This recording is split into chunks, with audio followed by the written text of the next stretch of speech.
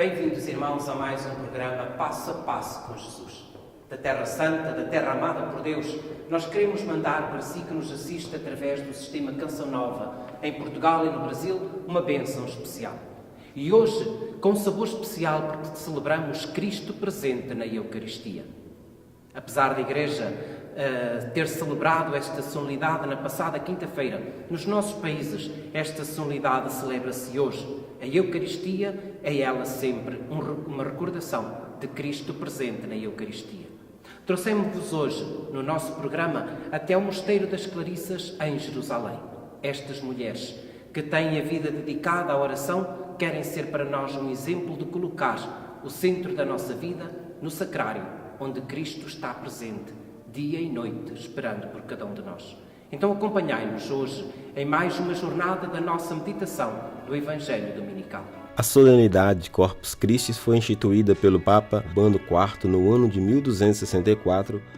Antes de se tornar Papa, Urbano IV foi vigário-geral em uma diocese da Bélgica e recebeu o segredo das visões da freira agostiniana Juliana de Monte Carnilhon, as quais exigiam uma festa da Eucaristia no ano litúrgico. 31 anos depois, se tornou o Papa Urbano IV e estabeleceu como festa mundial. Um outro acontecimento que reforçou a instituição da solenidade foi com o padre Pedro de Praga da Boêmia, quando celebrou uma missa na cripta de Santa Cristina, em Bolsena, Itália. Ocorreu um milagre eucarístico. Da hóstia consagrada começaram a cair gotas de sangue sobre o corporal, após a consagração. Segundo uma narração, isso ocorreu porque o padre teria duvidado da presença real de Cristo na Eucaristia. O mesmo Papa Urbano IV ordenou o bispo que levasse até ele o corporal com as gotas de sangue. Diante do milagre, exclamou Corpus Christi.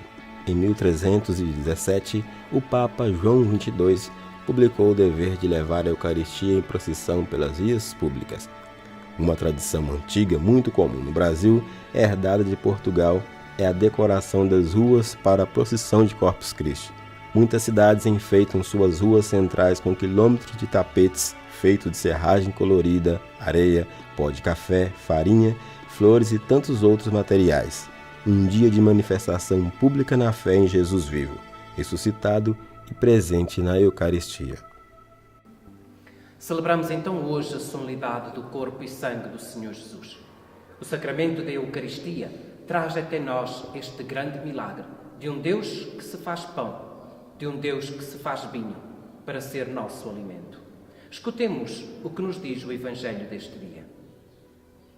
No primeiro dia dos ázimos, quando simulava a Páscoa, os discípulos perguntaram-lhe: onde queres que façamos os preparativos para comeres a Páscoa? Jesus enviou então 2 dos seus discípulos e disse-lhes: ide à cidade e virá ao vosso encontro um homem trazendo um cântaro de água. Segui-o e onde ele entrar, dizei ao dono da casa: o mestre manda dizer: onde está a sala em que hei de comer a Páscoa com os meus discípulos?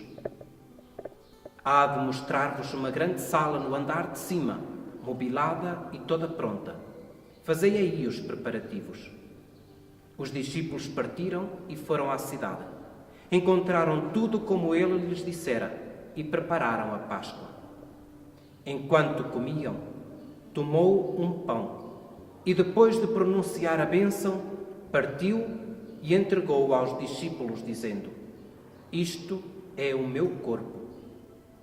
Depois tomou o cálice, deu graças e entregou-lhe. Todos beberam dele. E ele disse-lhes: isto é o meu sangue da aliança, que vai ser derramado por todos. Em verdade vos digo, não voltarei a beber do fruto da videira, até o dia em que o beba novamente no reino de Deus. Após o canto dos salmos, saíram para o Monte das Oliveiras. É este o texto que a Igreja hoje nos propõe. Vemos que o contexto é precisamente aquele da Páscoa judaica. Mas Jesus, além de estar a celebrar a Páscoa com os seus discípulos, deixa-lhes uma novidade. Não podemos pensar simplesmente neste momento da oração de Jesus, simplesmente como uma réplica daquilo que se fazia na Páscoa judaica. Vai muito mais além do que isso. Jesus deixa-nos uma novidade que não se quer simplesmente fechar naquele que é o mundo judaico, mas quer abrir-se a toda uma humanidade que acolherá o corpo de Jesus através do pão e do vinho. Essa mesma novidade nós podemos encontrá-la através de 3 pequenas referências que o texto nos dá. Se nós escutarmos com atenção, Jesus pega um pão, pede a bênção a Deus e depois dá-lhes. Este é o meu corpo. É verdade que este pedir a bênção é uma palavra que está muito associada à cultura judaica. Para tudo eles colocam o pedir a bênção de Deus, inclusive hoje, ainda, antes de começar a comer, eles pedem ao Senhor que bendiga os alimentos que vão tomar. Mas nós vemos depois, quando Jesus pega o cálice, ele já não diz a palavra bendizer, mas pede graças a Deus. Esta mesma diferença de palavras nós encontramos-la quando da multiplicação dos pães. São Marcos, quando nos fala da primeira multiplicação dos pães, e leva os olhos ao céu e diz: bendito sejais, Senhor, pelo pão. Mas quando está num terreno dos pagãos, naqueles que não tinham nada a ver com o mundo judaico, ele pega também os pães e dá graças a Deus por aquele pão. Também na Eucaristia, nós podemos ainda ver que este mesmo Jesus se apresenta não simplesmente para os judeus, mas também para aqueles que vêm de tantas outras partes e que acolhem o cristianismo como sua religião e como sua forma de viver. Depois pega o cálice, dá então graças a Deus e todos beberam dele. É importante que todos bebam do cálice. Este cálice que significa a vontade de Deus, o projeto de Deus.